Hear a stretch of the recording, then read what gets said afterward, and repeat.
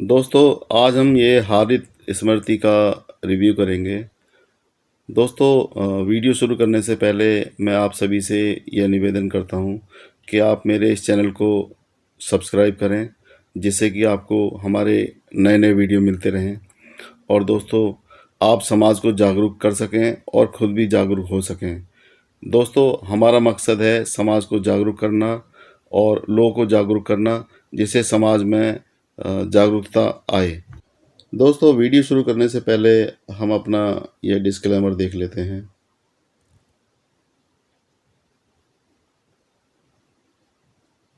चलिए दोस्तों, ये वीडियो शुरू करते हैं। दोस्तों, ये हरित स्मृति का ये 73वां पेज है और इसमें ये 14 नंबर के बाद ये श्लोक है। ये 9 number, 10 number, 11 number, 12 number, 13 number और 14 नंबर श्लोक है ये। दोस्तों, इसमें लिखा हुआ है, पूर्व काल में सृष्टि के रचने वाले जल के ऊपर लक्ष्मी के सहित शेष की सैया पर, यानी शेषनाग की सैया पर परमात्मा देव भगवान विष्णु योग निद्रा में मग्न थे। उन सोते हुए भगवान की नाभि से एक बड़ा कमल उत्पन्न हुआ। उस कमल के बीच में वेदांगों के भूषण ब्रह्मा जी उत्पन्न हुए। अब दोस्तों, कितनी बड़ी गप यहाँ पर, कितना बड़ा झूठ इन्होंने पेल दिया। इस तरीके से कोई भगवान पैदा होते हैं, या इस मतलब कि सिर्फ ये बहकाया जा रहा है कि वो भगवान विष्णु की नाभि में से ये ब्रह्मा जी पैदा हो रहे हैं। मतलब इनका तरीका ही अलग था दोस्तों। ये मतलब इन्होंने इनको भगवान बनाया था। भगवान दोस्तों, असल में भगवान का मतलब क्या होता है दोस्तों? असल में भगवान का मतलब होता है प्रकृति। भा से भूमि, गा से गगन, वा से वायु, आ से अग्नि, ना से नीर मतलब पानी।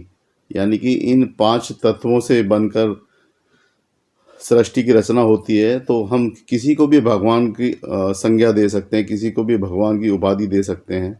आप भी भगवान हैं, मैं भी भगवान हूँ, कोई तीसरा इंसान भी भगवान है। मतलब चाहे जल, आकाश, पृथ्वी, पेड़ पौधे, किसी को भी हम भगवान की संज्ञा दे सकते हैं। तो दोस्तों, ये भगवान कोई मतलब जैसे टीवी में दिखाया जाता है, जैसे सीरियलों में दिखाया जाता है, ये वो भगवान नहीं है। हमें दिखाया कुछ और जाता है और असल में कुछ और है।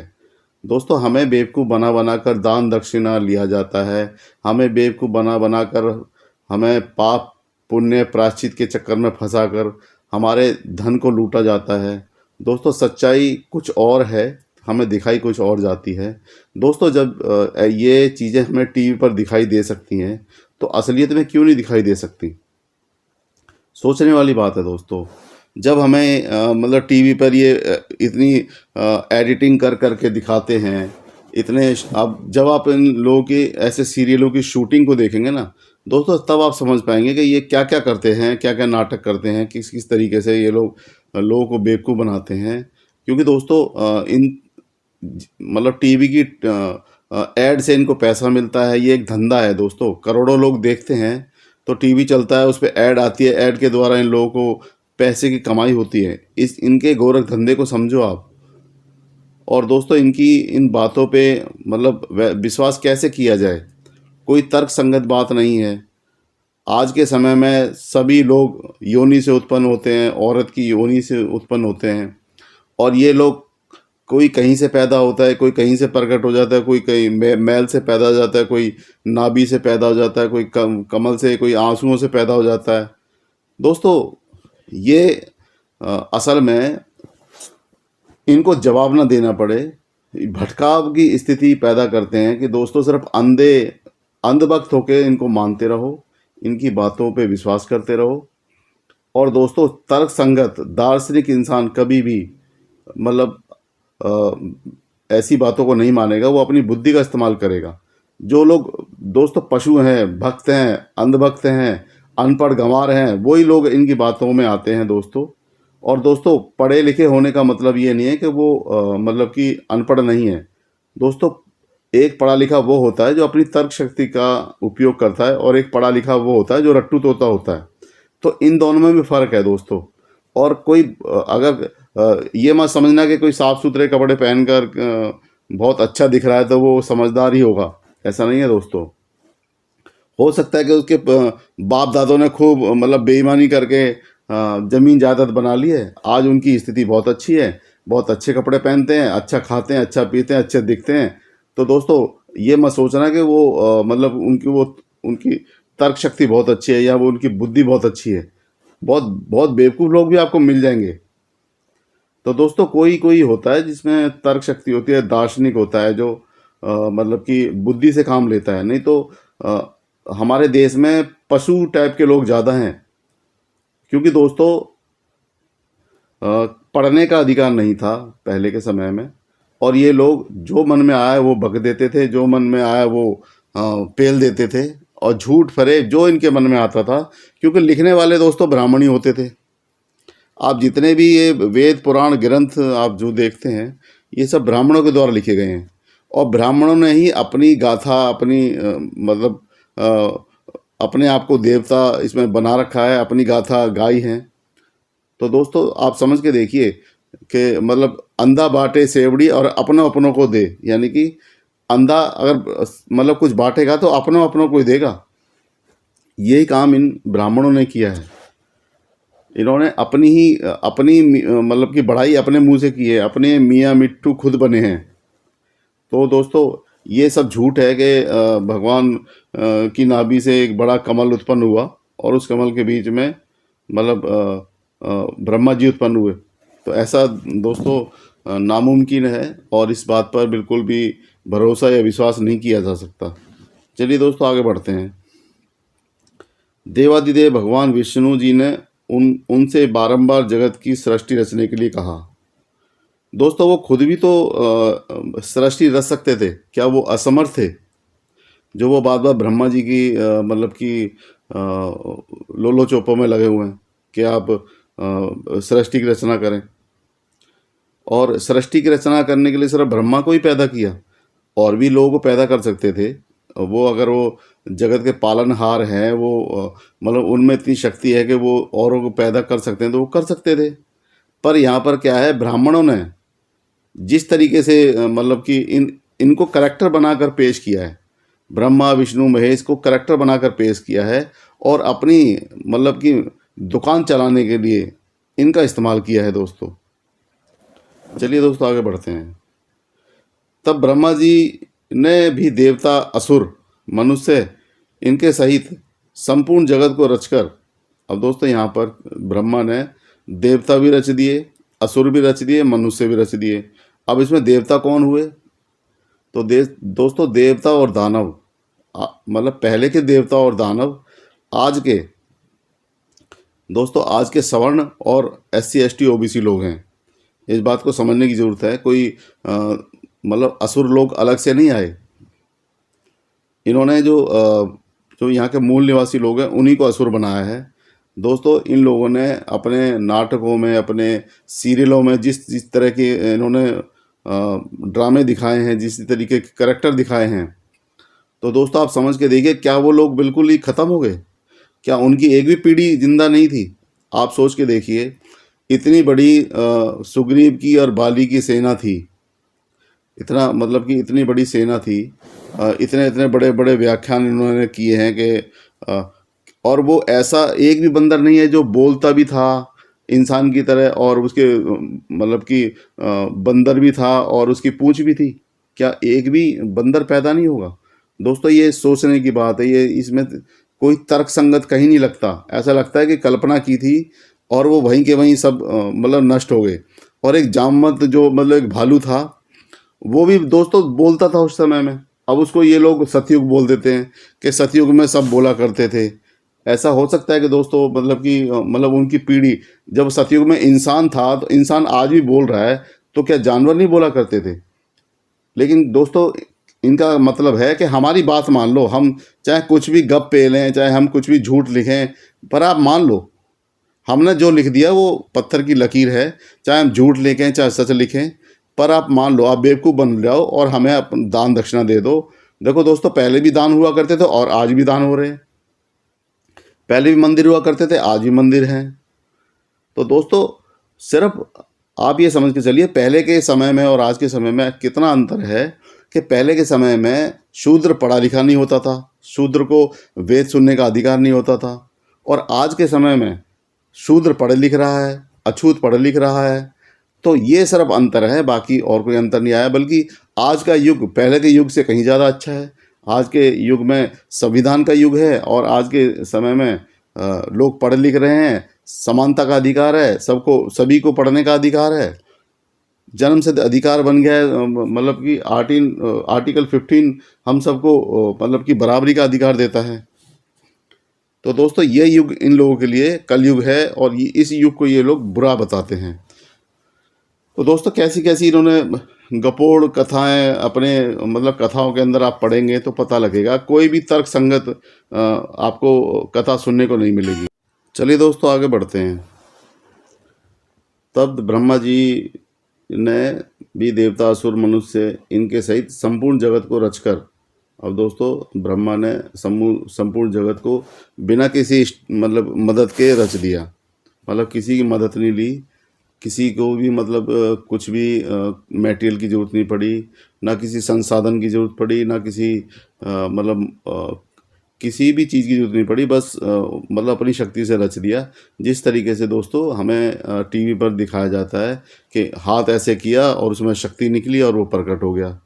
तो दोस्तों ये चीज़ अब क्यों नहीं होती, पहले क्यों होती थी, या टीवी में क्यों होती है?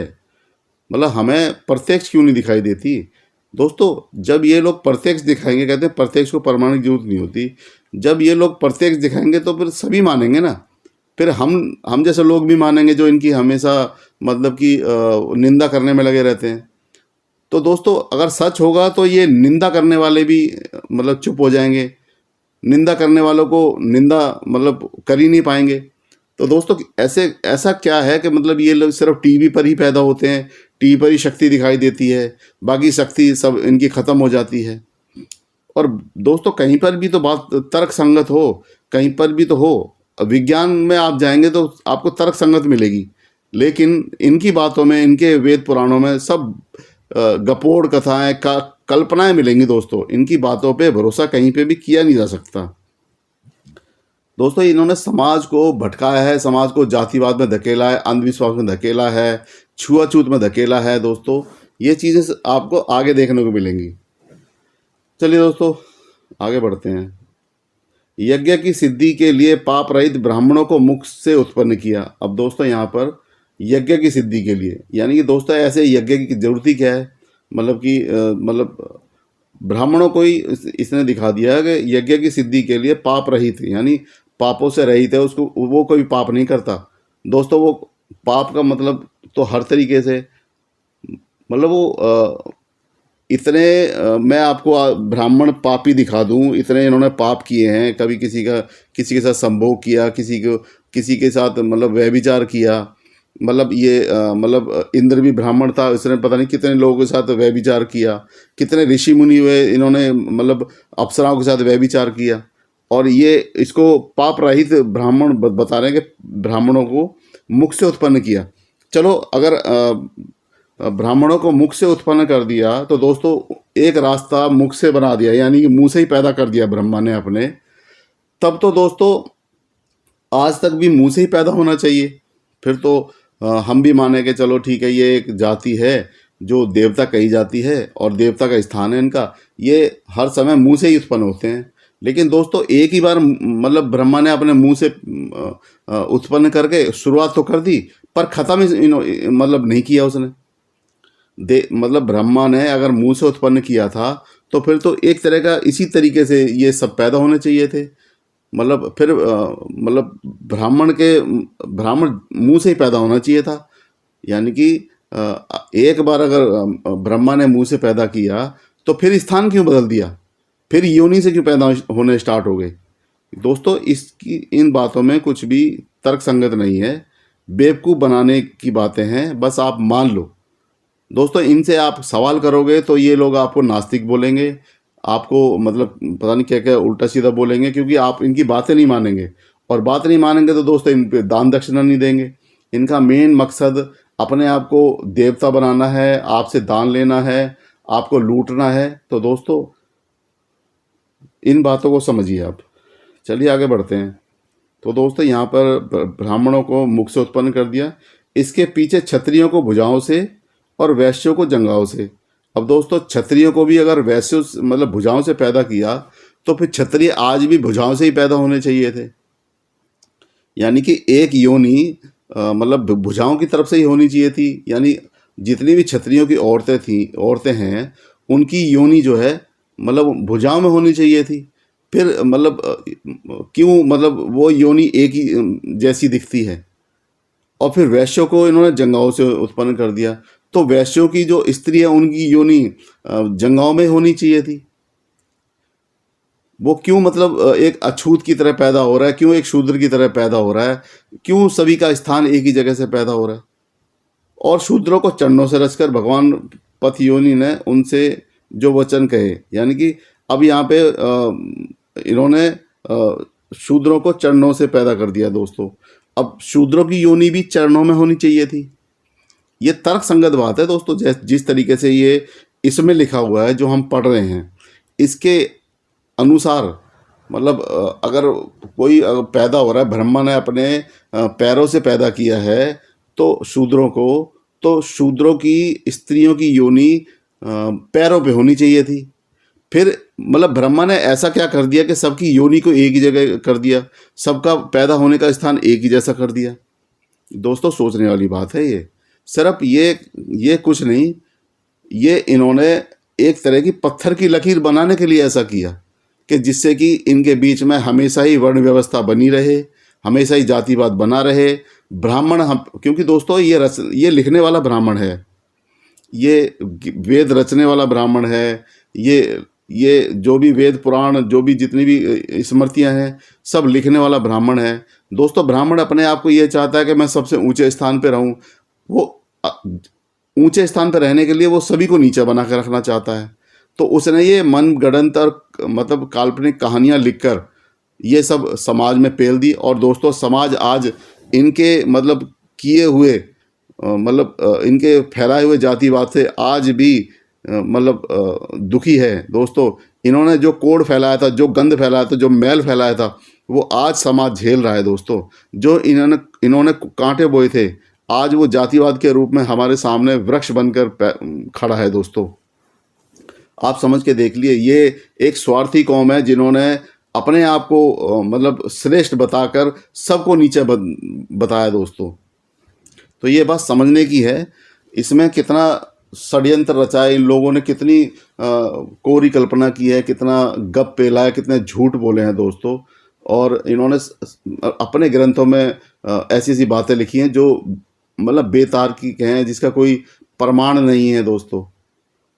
तो ये बिना प्रमाण की बातें करते हैं।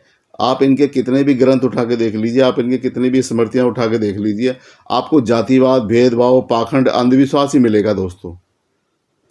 चलिए दोस्तों आगे बढ़ते हैं। उनसे जो वचन कहे, हे द्विजतमो का मतलब है दोस्तों ब्राह्मण, वैश्य और क्षत्रिय, ये द्विज हैं दोस्तों। तो द्विजतमो उन वचनों को मैं तुमसे कहता हूँ, तुम श्रवण करो, यानी कि तुम सुनो। और वह वचन धन, यश, अवस्था, स्वर्ग, मोक्ष फल इनके देने वाले हैं। अगला है दोस्तों ये 15 नंबर। ब्राह्मणी के गर्भ में ब्राह्मण के और से उत्पन्न हुआ मनुष्य ही ब्राह्मण कहता है। यानी कि दोस्तों जो ब्राह्मण के गर्भ से ब्राह्मण ओस से उत्पन्न हुआ मनुष्य ही ब्राह्मण कहलाता है। उसके धर्म और उसके रहने योग्य देश को कहता हूँ। अब दोस्तों ये विष्णु जी मतलब बोल रहे हैं, और ये लेखक जो है विष्णु के मुंह से कहलवा रहा है। लेखक कौन है दोस्तों? ब्राह्मण। ब्राह्मण मतलब वो करेक्टर पकड़ रखा है इसने विष्णु, जिससे कि कोई इन पे सवाल ना करे, कोई इन पे तर्क वितर्क ना करे। क्योंकि फिर बाद में ये लोग अपने हाथ खड़े कर देते हैं, भाई हमने तो बोला नहीं, ये तो वेद मतलब प्रकट हुए थे और वेदों में लिखा था, हमें तो पता नहीं। और वेद ब्रह्मा ने पैदा किए थे दोस्तों। जब आप कहते हैं ना एक झूठ को छिपाने के लिए 10 झूठ बोले जाते हैं, ये स्थिति इन्होंने पैदा की है दोस्तों। एक झूठ को छिपाने के लिए 10 झूठ बोलते चले गए हैं दोस्तों।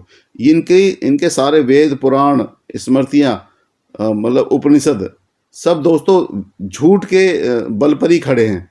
और 1 मिनट में ढह जाते हैं दोस्तों। जब भी तर्क वितर्क करने वाले लोग जब इनकी बातों में तर्क वितर्क करते हैं तो ये दोस्तों अपना टोसा टंबर चुटिया लेके निकल लेते हैं दोस्तों।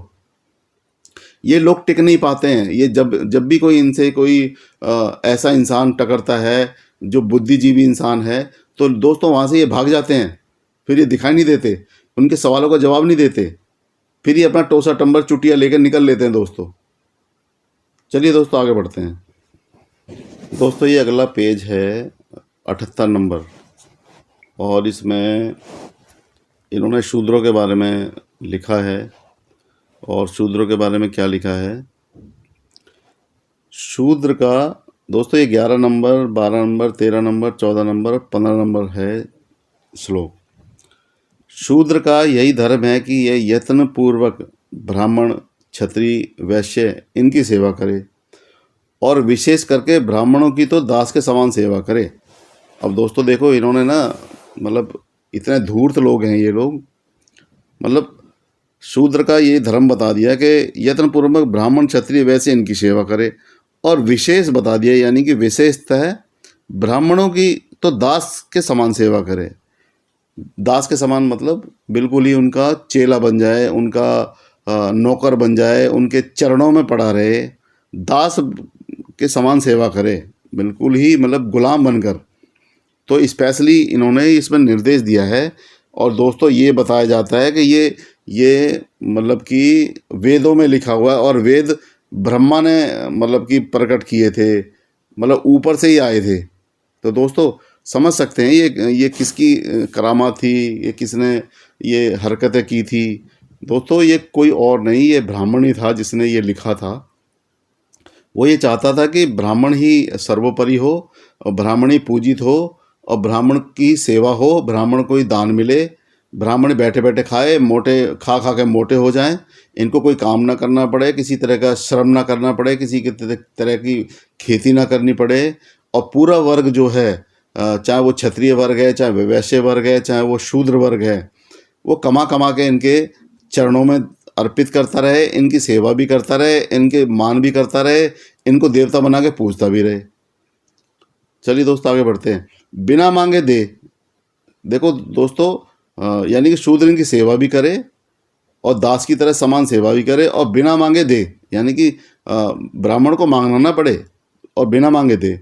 अपनी जीविका निर्वाह के लिए कष्ट सहन करे, यानी कि इनको तो दे दे पर अपनी जीविका के लिए, अपने भरण पोषण के लिए कष्ट सहन करे। दोस्तों कितने धूर्त लोग थे ये, कितने लालची, कितने दुष्ट किस्म के लोग थे। अपने लिए तो इन्होंने कैसे कैसे नियम बना रखे थे कि दास के समान सेवा करे, बिना मांगे दे दे, और लेकिन अपनी जीविका के लिए कष्ट सहन करे। अब कष्ट में दोस्तों हर तरह का कष्ट, यानी कि वो मेहनत करेगा, पसीना बहाएगा, खेतों में मजदूरी करेगा, धूप में मजदूरी करेगा। दोस्तों खुद के लिए कष्ट सहन करे, और पाक यज्ञ की विधि से आलस्य को छोड़कर देवताओं की पूजा करे। अब दोस्तों देवताओं की पूजा का इन्होंने स्थान दे दिया, ये नहीं बताया कि कर्म करे, कर्म करने से दोस्तों गति होती है। ये देवता नहीं आते खिलाने के लिए, कोई नहीं आता दोस्तों। कभी भी आप 10 तरह, मैं आपसे एक एग्जांपल बोलता हूँ, किसी देवता, किसी भी भगवान से 10 तरह की अपनी कोई इच्छा रखना, किसी तरह की आप 10 तरह की मन्नत मांगना, और उस मन्नत में एक समय रखना कि 6 महीने में ये 10 मन्नतें मेरी पूरी हो जाएंगी, तब मैं मानूंगा कि आप देवता, आपका अस्तित्व है, या भगवान आपका अस्तित्व है। अगर वो 10 तरह की आपकी मन्नत पूरी हो जाती है तो आप मान लेना कि इस दुनिया में देवता भी है और इस दुनिया में भगवान भी है। और 10 तरह की आपकी मन्नत पूरी नहीं होती तो दोस्तों आप फिर आप समझ जाना कि ना तो इस दुनिया में कोई भगवान है ना देवता है। चलिए दोस्तों आगे बढ़ते हैं। और न्याय में तत्पर हुए शूद्र का भी पूजन अधिकता से करे, यानी कि दोस्तों जो इनके हाँ में हाँ मिलाएगा, न्याय तो करने वाले यही लोग थे, इनकी हाँ में हाँ मिलाना वाला कोई अगर ऊंचे पद पर बैठा हुआ कोई इन्होंने इनका सेवादार कोई शूद्र है तो उसका भी पूजन अधिकता से करे।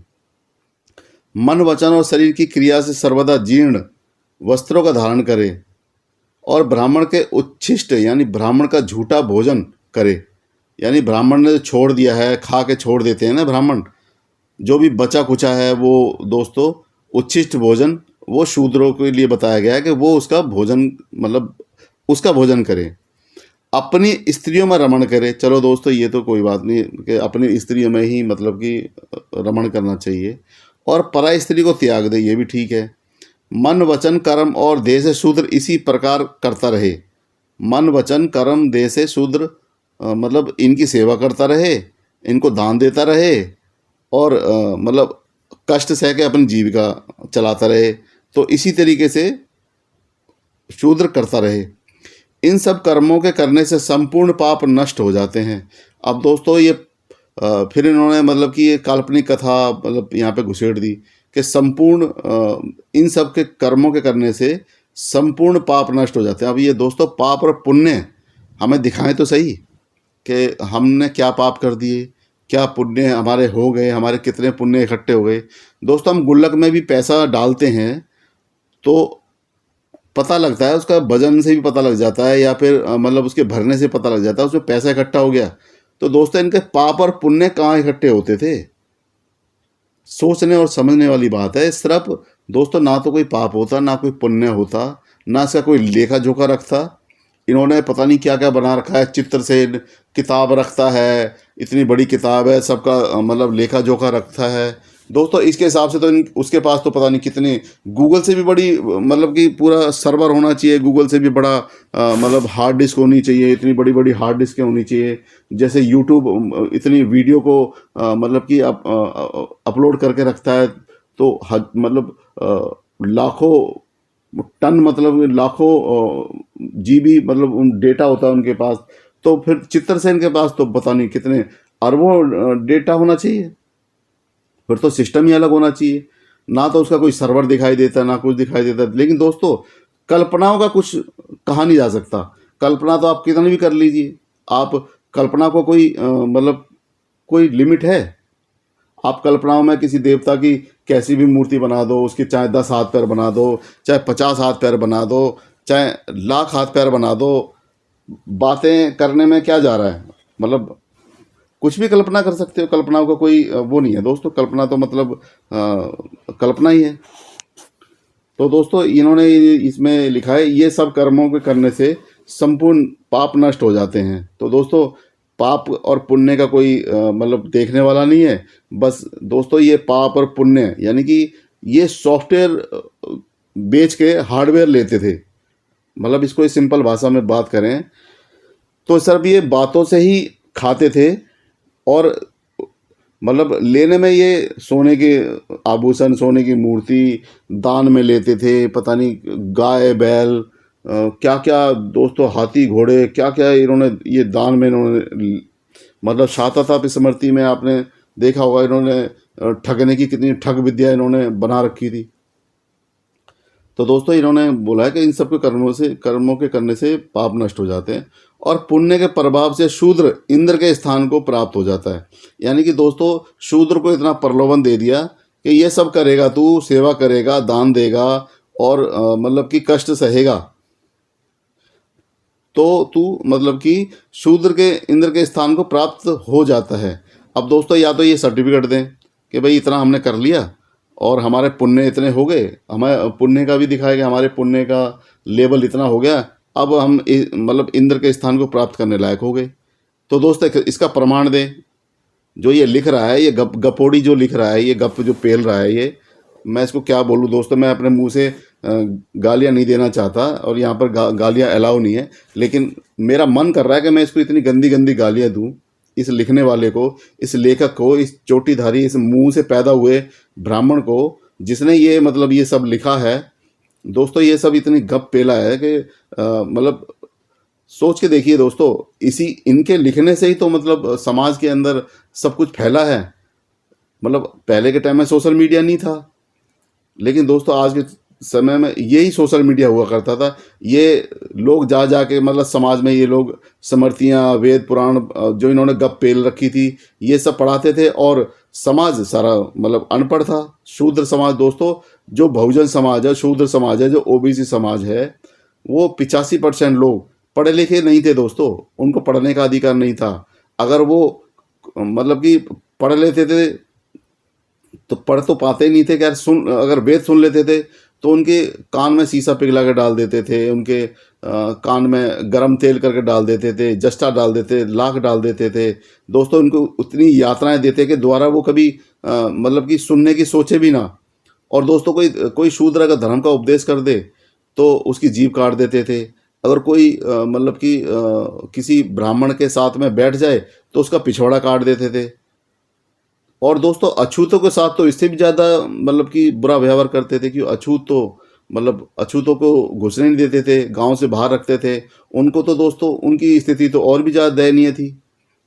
तो दोस्तों जो आज का मतलब ओबीसी है वही पहले का शूद्र है।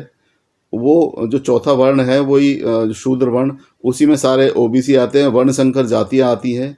इन्होंने दोस्तों मतलब वर्णों से ही जो दो वर्ण मिलकर जो जातियाँ बनी हैं वो सारी वर्ण संकर जातियाँ हैं। तो दोस्तों ये समझने की बात है। चलिए दोस्तों आगे बढ़ते हैं। दोस्तों ये अगला 77 नंबर पेज है। इसमें ये 6, 7, 8, 9, 10 नंबर श्लोक है और ये इसका अनुवाद है। वैश्य का यह धर्म है कि गौ की रक्षा करे, यानी कि गायों की रक्षा करे, खेती और वाणिज्य करे, यथाशक्ति दान और ब्राह्मणों को भोजन करावे, यानी कि दोस्तों यथाशक्ति दान दे, यानी कि उसकी जितनी उसके सामर्थ्य है, जितनी उसकी शक्ति है, उसको मतलब उसके हिसाब से वो ब्राह्मणों को दान दे और ब्राह्मणों को भोजन भी करावे। दोस्तों इन ब्राह्मणों को ना हराम के खाने की आदत पड़ी हुई थी, हराम का लेने की आदत पड़ी हुई थी।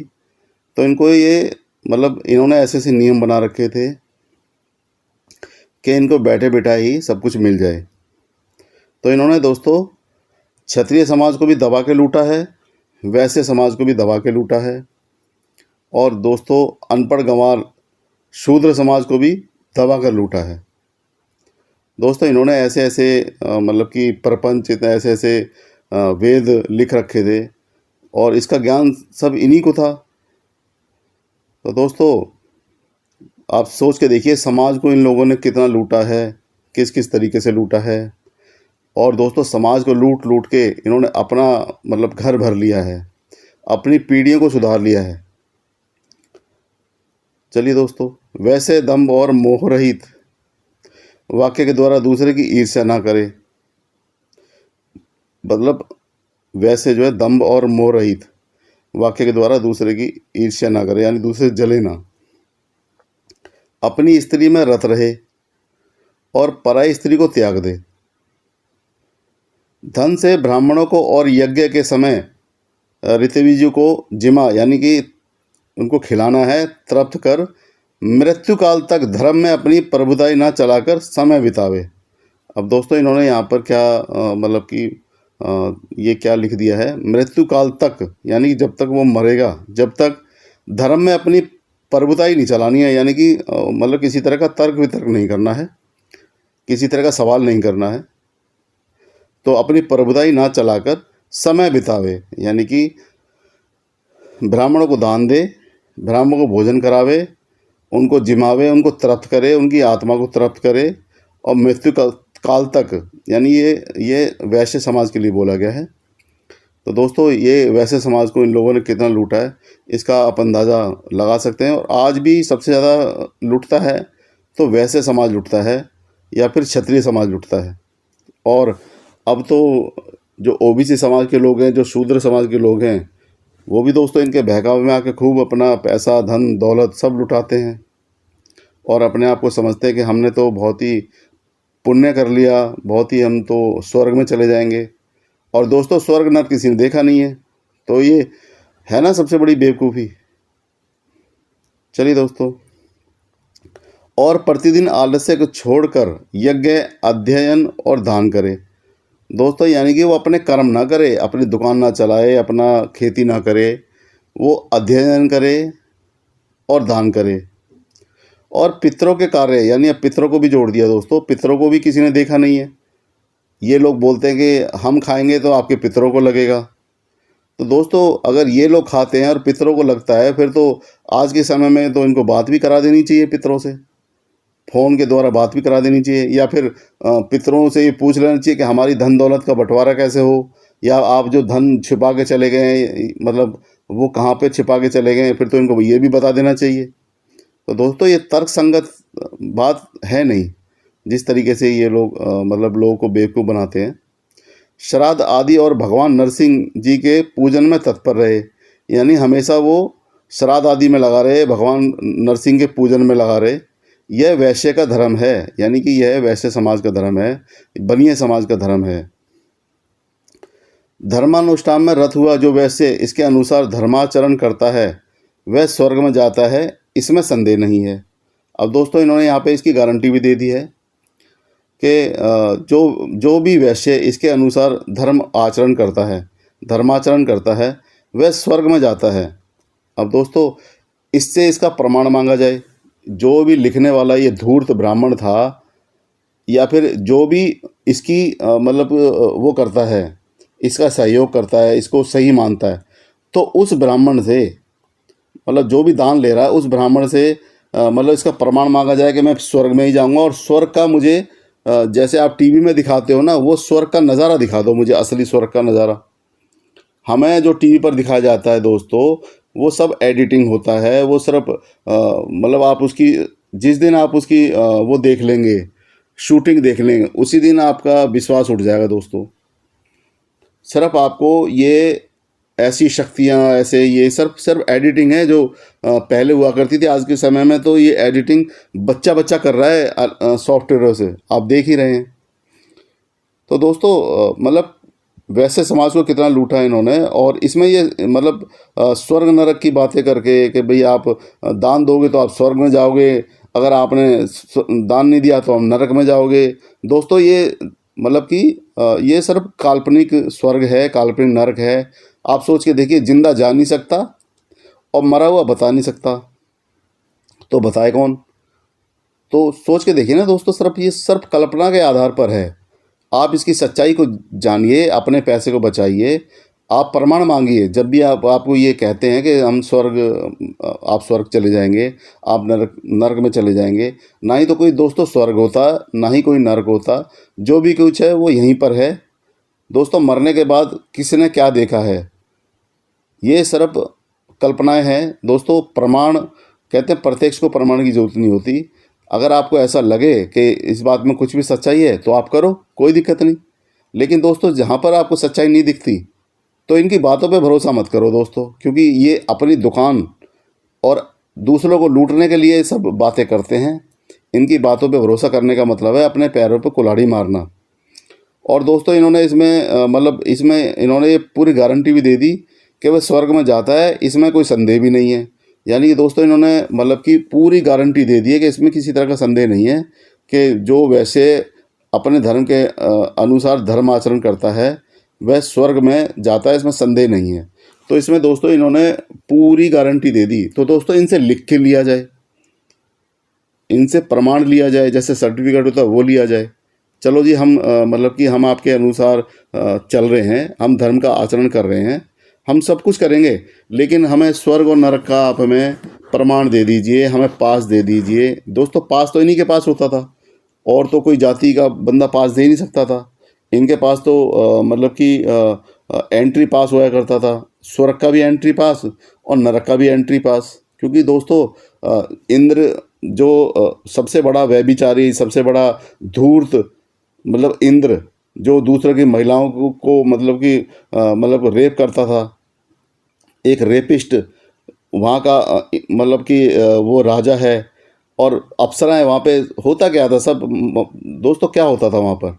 रंगशालाएं हैं, अप्सराएं हैं, ऐसे ऐसे दिखाए जाते हैं कि वहाँ पे फल, मतलब कि बहुत अच्छे अच्छे फल हैं वहाँ पर, बहुत मतलब कि दोस्तों ये सिर्फ कल्पना है, कोरी कल्पना। जैसे मुस्लिम लोग 72 हूरों का सपना दिखाते हैं, हमारे यहाँ पर ये स्वर्ग नरक का सपना दिखाते हैं। तो दोस्तों समझने की ज़रूरत है, ना ही कोई स्वर्ग है ना ही कोई नरक है। जो भी कुछ है दोस्तों यहीं पर है, आपके घर के अंदर सभी सदस्य साथ बैठकर खाना खाते हैं, सबके अंदर प्यार प्रेम है, तो वो दोस्तों वो स्वर्ग है। और जिस घर में कलेश है और द्वेष है, जलन की भावना है, वो दोस्तों नरक है। दोस्तों जो भी कुछ है वो यहीं पर है, यहीं पर स्वर्ग और नरक की अनुभूति होती है। आपकी खुशियों की अनुभूति भी यहीं पर होती है और दुख का अनुभव भी यहीं पर होता है। और दोस्तों आप देख ही रहे हैं कि मतलब जीते जी नरक देख रहे हैं लोग। तो अगले जन्म और पिछले जन्म किसने देखा है? दोस्तों जो है ही नहीं वो उसको दिखा कैसे सकते हैं? दोस्तों ये कोरी कल्पना है और ये लोग बेवकूफ़ बनाते हैं। मैं आप लोगों से विनती करूंगा कि अपने धन को वेस्ट ना करें, इनके कहने पे, इनके बहकावे में आकर अपना मतलब कि धन व्यर्थ ना करें।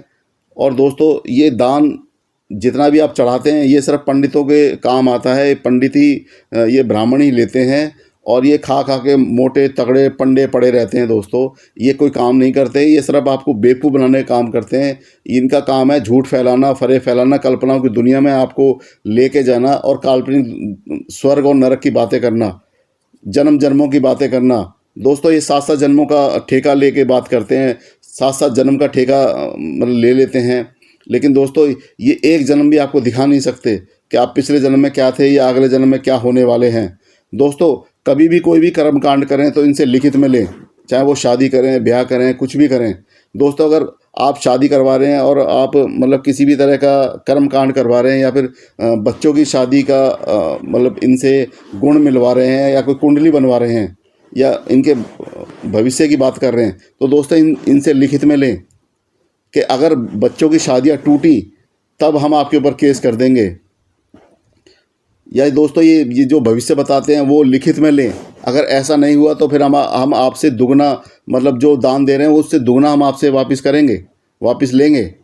दोस्तों जागरूक बनो और समाज को जागरूक करो, बेवकूफ़ नहीं। दोस्तों बेवकूफ़ बना बना कर ये लोग लूटते आए और आज भी लूट रहे हैं। तो दोस्तों बेवकूफ़ नहीं, समझदार बनिए। चलिए दोस्तों आगे बढ़ते हैं। दोस्तों ये अगला 76 नंबर पेज है और इसमें ये 1, 2, 3 नंबर श्लोक है, इनका अनुवाद है ये। क्षत्रिय राज सिंहासन पर स्थित होकर भी धर्म के अनुसार प्रजा पालन कर भली भांति से वेद पढ़े और विधि सहित यज्ञ को करे। जो राजा सर्वदा धर्म में बुद्धि करके ब्राह्मणों को दान देता है। दोस्तों यहाँ पर फिर उन्होंने अपनी दलाली की बातें शुरू कर दी। दोस्तों मतलब कुछ भी करो, चाहे वो क्षत्रिय करे चाहे वैश्य करे, पर ब्राह्मणों को दान दे। ब्राह्मण ने कभी ब्राह्मण को दान देने की बात नहीं करी दोस्तों।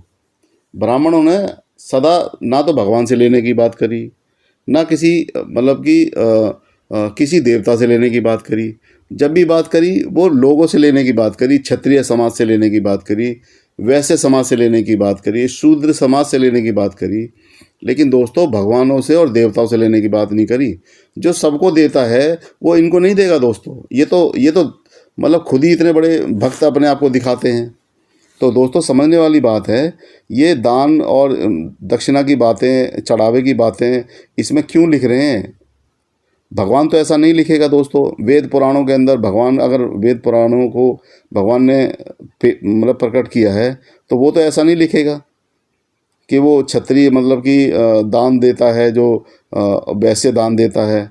और समझ के देखिए दोस्तों कितना ये मतलब कि बेवकूफ़ बनाते आए हैं क्षत्रिय समाज को, वैश्य समाज को और अनपढ़ गंवार शूद्र समाज को कितना बेवकूफ़ बनाते आए हैं। मतलब धर्म में बुद्धि करके ब्राह्मणों को दान देता है और जो नित्य अपनी स्त्री में रत रहता है वह राजा सदैव छठे भाग के लेने का अधिकारी होता है। यानी कि दोस्तों राजा भी है और वो छठे भाग का अधिकारी है। और प्रथम भाग का अधिकारी कौन है? ब्राह्मण। यानी ब्राह्मण ब्रह्मा के मुंह से पैदा हुआ है, ब्राह्मण ही देवता है। दोस्तों इन्होंने अपने आप को खुद को स्थापित किया हुआ है।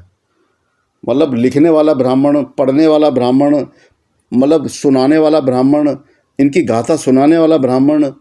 तो दोस्तों कितना बड़ा गपोड़ गाथा, कितनी बड़ा मतलब ये मतलब कैसा प्रपंच इन्होंने रच रखा है, ये समझने की ज़रूरत है दोस्तों। और दोस्तों मैं मतलब इतनी सारी स्मृतियाँ पढ़ चुका हूँ, इनके इतने सारे वेद पुराणों को मैं पढ़ रहा हूँ और उनसे बस यही मतलब इन वेद पुराणों में मुझे सिर्फ जातिवाद, अंधविश्वास, मतलब गपोड़ लीला, यही देखने को मिलती है दोस्तों। ये कहीं पर भी समानता की बात नहीं करते हैं, कहीं पर भी इन लोगों ने समाज को समान बनाने की बात नहीं की है, कि समाज को एक साथ एकजुट बनाने की बात नहीं करी है। क्योंकि दोस्तों जिस दिन भी समाज एकजुट हो गया उसी दिन इन लोगों की दुकानें बंद हो जाएंगी। जिस दिन समाज समझ गया उसी दिन इनके चढ़ावे बंद हो जाएंगे। जिस दिन समाज समझ गया ये मंदिर बंद हो जाएंगे दोस्तों, मंदिरों में लोग जाना बंद कर देंगे। जिस दिन भी समाज जाग गया और वो तर्क शक्ति का उपयोग करना उसने स्टार्ट कर दिया, अपनी बुद्धि का उपयोग स्टार्ट कर दिया, तो दोस्तों इनके मंदिर, ये जो मंदिर खोल के बैठे हैं ये सब बंद हो जाएंगे दोस्तों। दान दक्षिणा चढ़ावा सब बंद हो जाएंगे, इनकी सारी दुकानें बंद हो जाएंगी दोस्तों। चलिए दोस्तों आगे बढ़ते हैं। सदैव छठे भाग के लेने का अधिकारी है, तो दोस्तों राजा को भी इन्होंने छठा भाग दिया है, प्रथम भाग ही अपने पास ही रखते थे। दोस्तों ये अगला 80 नंबर पेज है और इसमें चतुर्थ अध्याय दिखा रहा है। 1-2 नंबर श्लोक है और इनका अनुवाद है ये। वेद को ब्रह्मचार्य से पढ़ा हुआ और गुरु के मुख से पढ़ा हुआ शास्त्र के तात्पर्य का ज्ञाता ब्राह्मण अपना विवाह करने वाला पुरुष का गोत्र और प्रवर के तुल्य गोत्र और प्रवर जिसके नहीं है ऐसी, और जिसके भाई हों ऐसी अच्छी सुंदर आचरण वाली और देह के संपूर्ण अंगों से युक्त। अब दोस्तों सुंदर आचरण वाली, चलो ये आचरण वाली तो समझ में आता है कि किसी का नेचर बहुत अच्छा होगा, और देह के यानी कि जो उसका शरीर है संपूर्ण अंगों से युक्त। दोस्तों इनको कन्या भी ऐसी चाहिए जो कि भरपूर हो, हष्ट-पुष्ट हो, उसके हर अंग मतलब बढ़िया हो, मतलब अट्रैक्टिव हो। तो संपूर्ण अंगों से युक्त ऐसी कन्या से विवाह करें। इनको कन्या भी दोस्तों, औरत भी बढ़िया चाहिए। और ब्राह्मण 8 विवाहों के मध्य में जो उत्तम विवाह है उसे विवाह करे। यानी दोस्तों ब्राह्मणों को 8 तरह के विवाह करने की मतलब कि वो थी, आज्ञा थी। तो ब्राह्मण 8 विवाहों में ब्रह्म विवाह है उससे विवाह करे। जो उत्तम विवाह होता है वो ब्रह्म विवाह कहा गया है, तो उसी विवाह से करे। नहीं तो दोस्तों इन्होंने तो पता नहीं कितने तरह के विवाह बना रखे थे। कोई गंधर्व विवाह बना रखा था, कोई राक्षस विवाह बना रखा था, कोई कुछ विवाह बता रखा था। तो दोस्तों इसी के साथ ये यहाँ पर मतलब समाप्त होता है ये सारा, ये स्मृति यहीं पर समाप्त होती है। तो दोस्तों देखा आपने किस तरीके से ये शूद्रों को ट्रीट करते थे, किस तरीके से वैश्यों को ट्रीट करते थे, किस तरीके से ये क्षत्रियों को ट्रीट करते थे। और दोस्तों शूद्रों का स्थान तो इन्होंने हमेशा नौकर का ही रखा है, सेवादार बना कर रखा है, दास बना कर रखा है, और दोस्तों हमेशा निंदनीय बना कर रखा है। उनका नाम भी ऐसा होता था कि निंदा उत्पन्न हो।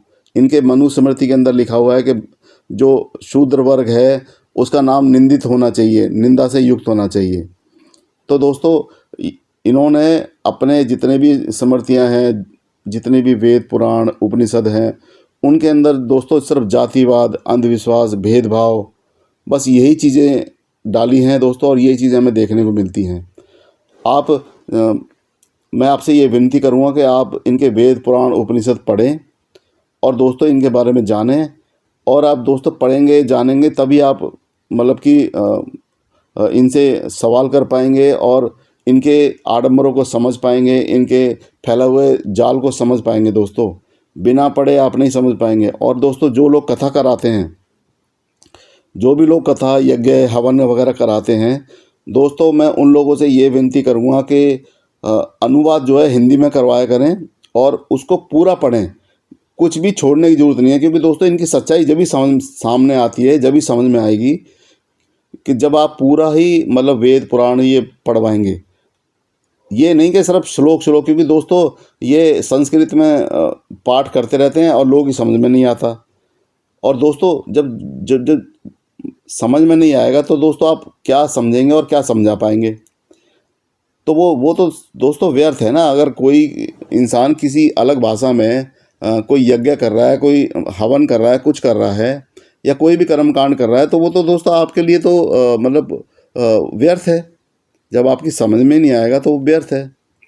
तो दोस्तों उसको समझें, उसको पूरा पढ़ें, और अगर सुनना भी है तो ब्राह्मण को बोलेंगे पूरा सुनाए, जितना भी उसमें कुछ छोड़े नहीं। ये लोग क्या करते हैं, अपने मतलब की बातें ही कथा कहानियों में सुनाते हैं, अदरवाइज़ ये सब कुछ छुपा जाते हैं। दोस्तों इनकी धूर्तता आपको जब भी समझ में आएगी, या तो आप खुद पढ़ेंगे तब आपकी समझ में आएगी, या फिर आप इनसे बोलेंगे कि आप पूरा पढ़ें। लेकिन दोस्तों ये लोग आपको बहकाएंगे, नहीं इसमें मतलब ये नहीं पढ़ना चाहिए, वो नहीं पढ़ना चाहिए, या फिर आपको संस्कृत में पढ़कर सुनाएंगे।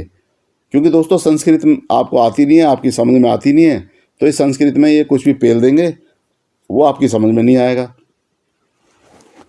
तो दोस्तों इसी के साथ मैं ये वीडियो यहीं पर समाप्त करता हूँ। हमारा वीडियो वैसे भी काफ़ी लंबा हो गया है। और दोस्तों ये थी हमारी हरित स्मृति, और इस हरित स्मृति में जो भी था दोस्तों हमने ये पढ़कर सुना दिया। दोस्तों हमारा मकसद समाज को जागरूक करने का है, लोगों को जागरूक करने का है। हमारा मकसद किसी की भावना को ठेस पहुंचाने का कतई नहीं है, किसी वर्ग, किसी जाति, किसी धर्म को ठेस पहुंचाने का नहीं है। लेकिन दोस्तों हम पाखंड के मतलब हम अपने इस वीडियो के द्वारा पाखंड को ख़त्म करना चाहते हैं, हम जातिवाद को ख़त्म करना चाहते हैं, हम वर्ण व्यवस्था को ख़त्म करना चाहते हैं। दोस्तों हम समानता चाहते हैं, समाज में समानता आए, समरसता आए, और लोग एक दूसरे से मतलब संबंध बनाएं, एक दूसरे से शादी ब्याह करें, एक दूसरे से रोटी बेटी का रिश्ता बनाएं, जिससे समाज में एकजुटता आए, समानता आए, दोस्तों समाज खुशहाल हो। और दोस्तों हम ये चाहते हैं कि आप लूटने पिटने से बचें, आप ये इनके कर्म कांडों से जो मतलब लोग लुटते आए हैं उनसे बचें। और दोस्तों मैं आपसे विनती करूंगा कि आप मेरी इस वीडियो को ज़्यादा से ज़्यादा शेयर करें, ज़्यादा से ज़्यादा लाइक करें, और सब्सक्राइब करना दोस्तों बिल्कुल ना भूलें, जिससे कि हमारा वीडियो आपके पास सबसे पहले पहुंचे। और दोस्तों मेरे साथ इतने लंबे समय तक बने रहने के लिए आप सभी का बहुत बहुत धन्यवाद।